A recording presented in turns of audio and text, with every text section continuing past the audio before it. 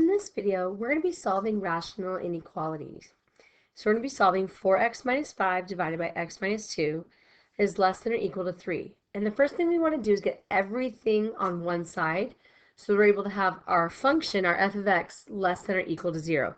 So we're going to do that by subtracting 3 from both sides, which is then going to give us 4x minus 5 divided by x minus 2 minus 3 is less than or equal to 0.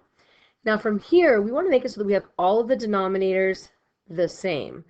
So what we're really going to be doing now is we're going to need to multiply this 3 by x minus 2 on the top and the bottom, because technically this is a 3 over 1, right?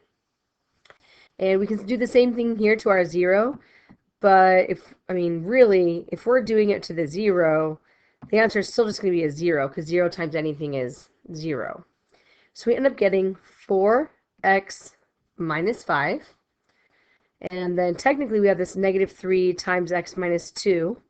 And all of that, now that we have the common denominator, it's going to be over x minus 2, less than or equal to 0.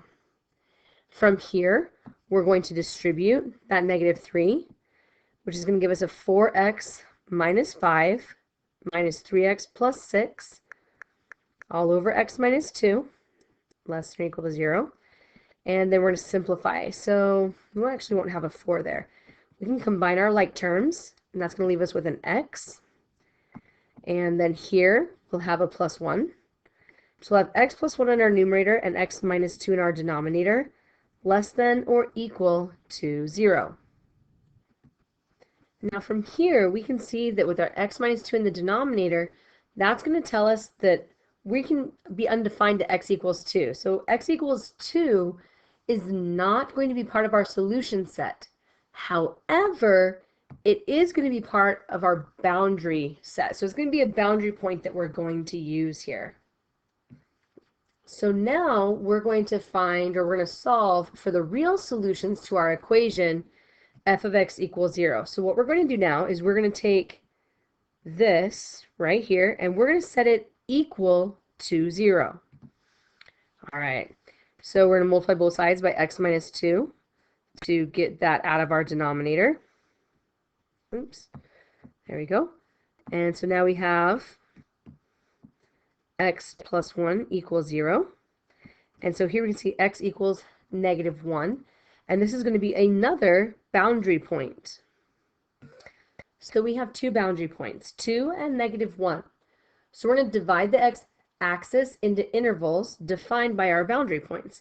So like if this was my x-axis, right, I would have a boundary point at negative 1, and I would have a boundary point at 2. It's important to note that a rational expression is equal to 0 where the numerator is equal to 0. And a rational expression is undefined where the denominator is equal to 0. So let's go ahead and jump in here and let's check our boundary points. Let's pick some points.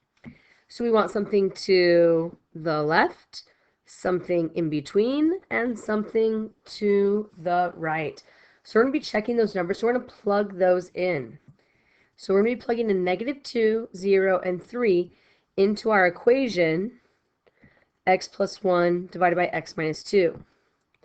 So we'll have our x plus 1 over our x minus 2. Plug in that negative 2. And that is going to give us a value here of 1/4.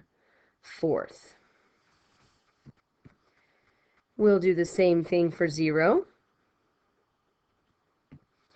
And that's going to give us a negative 2. And then we'll do the same thing for the 3, which will give us a value of 4. Now we're very specifically looking for where x is less than or equal to 0. Less than or equal to 0. So we're looking for where are we negative, and that happens right here at 0, right, at our 0. So that's going to be this interval right here in between.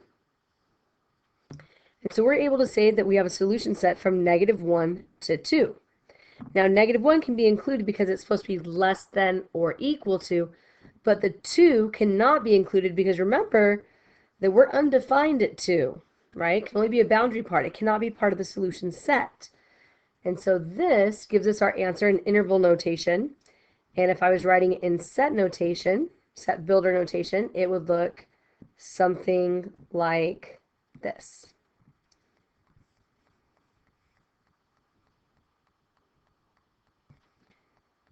And so that is how you solve a rational inequality.